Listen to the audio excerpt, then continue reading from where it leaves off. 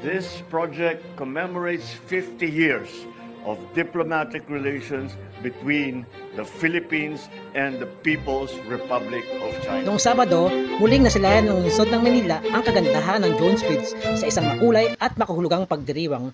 Pinangunahan ito ng ating mahal na Pangulong Ferdinand Bongbong R. Marcos Jr. ang lighting ceremony bilang simbolo hindi lamang ng pagsulong ng kaayusan at turismo sa lungsod, kundi pati na rin bilang paggunita sa 50 taon ng matatag na ugnayang diplomatiko sa pagitan ng Pilipinas at China. Chinese Filipinos have made tremendous contributions to the national liberation and independence and the Philippines' economic development and cultural richness. Sa kabila ng hamon ng kaysaysayan at pagkakaiba ng kultura, nananatiling matibay ang samahan ng dalawang bansa.